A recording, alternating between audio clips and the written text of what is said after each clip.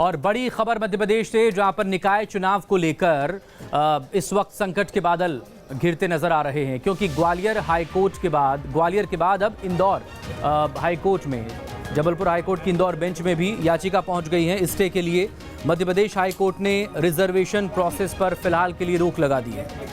नगरीय प्रशासन मंत्री भूपेंद्र सिंह ने हालांकि इसको लेकर सुप्रीम कोर्ट जाने की बात कही है, चूंकि मामला हाई कोर्ट पहुंच गया है। ऐसे में अब अपर कोर्ट में जाने की बात नगरीय प्रशासन मंत्री की तरफ से कही गई है। एसएलपी दायर कर जल्द चुनाव कराने की मांग करेंगे, ये भूपेंद्र सिंह का बयान सामने आया है इस खबर के बाद कि ग्वालियर के बाद इंदौर हाई कोर्ट की तरफ से भी स्टे लगा दिया गया है निकाय चुनाव के तहत होने वाले आरक्षण प्रक्रिया पर।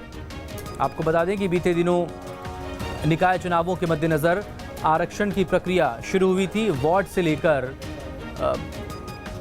बाकी और निकाय स्तर पर। एक तरफ इंतज़ार इस बात को लेकर किया जा रहा था कि पिछले करीब 1 साल से ज़्यादा का वक्त हो गया है, जबकि मध्य प्रदेश में निकाय चुनाव टाले जा रहे थे अलग अलग वजहों से। पहले कोरोना की वजह से निकाय चुनाव को टाला गया, फिर हाल ही में एक बार फिर से जब निकाय चुनावों को लेकर सुबुगाहट तेज़ हुई थी और आरक्षण की प्रक्रिया तेज़ की गई थी। इस सब के बीच स्टे के लिए कुछ लोग पहले ग्वालियर कोर्ट पहुंचे थे, उसके बाद अब इंदौर हाई कोर्ट भी पहुंचे हैं, जबलपुर हाई कोर्ट की इंदौर बेंच में, और वहां से स्टे लगा दिया गया है मध्य प्रदेश हाई कोर्ट की तरफ से आरक्षण प्रोसेस पर।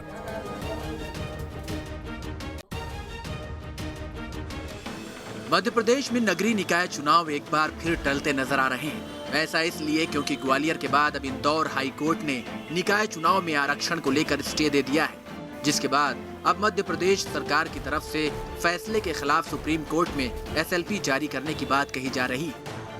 हाई कोर्ट ने इसको रोटेशन पद्धति के बारे में कहा है। हम लोग सब पक्षों पर विचार कर रहे हैं और विचार करने के बाद जो आवश्यक निर्णय होगा वो सरकार करेगी। अगर एसएलपी में जाना होगा तो एसएलपी में जाएंगे, अगर एक्ट को अमेंडमेंट करना होगा तो उस बारे में भी विचार करेंगे। तो सभी पक्षों पर माननीय मुख्यमंत्री जी से चर्चा करने के बाद सरकार अपना पक्ष स्पष्ट करेगी। इधर कांग्रेस का कहना है कि बीजेपी चुनाव के लिए तैयार नहीं है और किसी न किसी बहाने से वो चुनाव टालना चाह रही है। जो अभी खबर मिल रही है, मुझे इससे तो एक ही बात समझ में आ रही है कि कहीं ना कहीं भाजपा सरकार नगरीय निकाय चुनाव करवाने से डर रही है, क्योंकि आज के समय जो एक वातावरण बन रहा है, जो माहौल बन रहा है, उससे ये बात स्पष्ट होती है कि कहीं ना कहीं शहरी क्षेत्र में भाजपा के खिलाफ माहौल है। वैसे ही चुनाव लगभग 1 साल टल चुके हैं, क्योंकि कोरोना महामारी आ गई थी, सरकार बीच में बदल गई थी, लेकिन अब बहुत समय हो गया है। और जैसा कि आपको जानकारी होगी, राजस्थान में, गुजरात में, पंजाब में, सभी राज्यों में चुनाव हो चुके हैं, सिर्फ मध्य प्रदेश में नहीं हुए हैं। तो इस पर सरकार को विशेष ध्यान देना चाहिए। जो स्टे हुआ है आरक्षण पर माननीय हाईकोर्ट की तरफ से, उस पर जल्द सरकार उत्तर दे और जल्द चुनाव करवाने की व्यवस्था बनाए, ताकि एक नई बॉडी निकाय में आ सके। गौरतलब है कि प्रदेश में नवंबर 2018 में नगर सरकार चुनी जानी थी, लेकिन कमलनाथ सरकार की अस्थिरता के चलते चुनावों को मार्च 2020 में कराए जाने का फैसला लिया गया था। इसी वक्त सरकार बदल गई और फिर कोरोना महामारी की वजह से चुनाव टल गए। बाद में उपचुनाव के चलते फिर निकाय चुनाव नहीं हो पाए। इसके बाद चुनाव आयोग ने फैसला किया कि फरवरी में चुनाव कराए जाएंगे, लेकिन फिर कोरोना के कारण ये चुनाव मार्च में होना तय हुए और अब हाईकोर्ट के ऑर्डर के बाद फिर 3 महीने तक टलने के आसार हैं। ऐसे में लंबे समय से नगर सरकार के चुनावों में खड़े होने के लिए तैयार नेताओं के लिए इंतजार लंबा हो गया है। शुभम गुप्ता के साथ टीम न्यूज़ स्टेट। और ज़्यादा जानकारी के लिए हमारे संवाददाता दीप्ति चौरसिया भोपाल से इस वक्त हमारे साथ जुड़ गई हैं। दीप्ति, हाईकोर्ट के स्टे के बाद अब सरकार जो है सुप्रीम कोर्ट जाने की का मन इस पर बना रही है। फिलहाल क्या रास्ता निकल सकता है, क्योंकि ऑलरेडी 1 साल डिले हो चुका है निकाय चुनाव?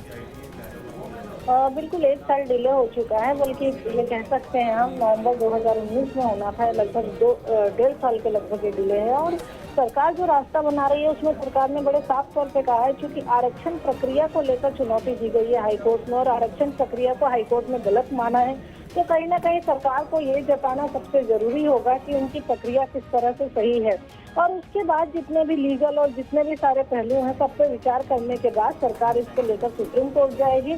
और इन सारे पहलुओं पे विचार करते हुए, इन सारी चीजों को क्रॉस चेक करते हुए या पूरी तरह से देखते हुए जब सारी चीजें तय होंगी, उसके बाद सुप्रीम कोर्ट जाने में इन सब चीजों में लगभग 2 से 3 महीने का वक्त लगेगा। तो कम से कम 3 महीने का वक्त तो अभी खुद जो है नगरीय प्रशासन मंत्री इस मामले में बता रहे हैं। लेकिन इसके बाद चूंकि कोर्ट की प्रोसेस है और कितना समय लेगी ये कहा नहीं जा सकता, तो मिनिमम तौर पर जो समय दिया गया है कि लगभग 2 से 3 महीने तक ये चुनाव चल सकते हैं।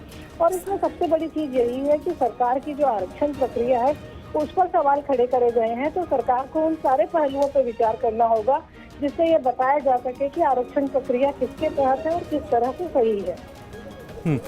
दीप्ति, एक और रिएक्शन इस पर भी कि मध्य प्रदेश विधानसभा में आज ही जो वोटर लिस्ट करेक्शन को लेकर जो मामला सामने आया था उससे मंजूरी भी मिल गई है, तो इसको लेकर क्या और प्रोसेस डिले होगी? और देखिए, जो मामला सामने आया था उसको मंजूरी मिल गई थी, वो जो पूरी लिस्ट तैयार हुई थी उसको लगभग मंजूरी मिल चुकी थी। लेकिन अब चूंकि चुनाव कम से कम 2 से 3 महीने टलने की बात हो रही है और इसके बाद भी अगर ये लंबा टलेंगे तो निश्चित ही कहीं ना कहीं जो वोटर लिस्ट है एक बार फिर से उसको तैयार करना पड़ेगा और उसके बाद फिर आगे नए सिरे से काम होगा। क्योंकि अभी तक तो चुनाव आयोग ने कहा था कि उनका जो इन हाउस प्रोग्राम था इलेक्शन को लेके वो पूरी तरह से तैयार हो चुका था। इसके मुताबिक फरवरी में जो है आचार संहिता लगनी थी या चुनाव होने थे फरवरी में, लेकिन फरवरी के चुनाव कोरोना के चलते चले कि मार्च में कराए जाएंगे। पर अब मार्च में भी जो स्थितियां हैं वो 2 से 3 महीने और आगे होगी। तो मुझे लगता है कि चुनाव आयोग को जो एक बार फिर से पूरी की पूरी जो मतदाता सूची है उसके अलावा सारी चीजों को एक बार फिर समीक्षा करनी पड़ेगी और रिव्यू करना पड़ेगा, क्योंकि कहीं ना कहीं अगर लंबे समय के लिए चुनाव चलेंगे तो मतदाता सूची में भी अंतर हो सकता है। बहुत शुक्रिया आपका तमाम डिटेल के लिए। आप नजरें बनाए रखिएगा दीप्ति।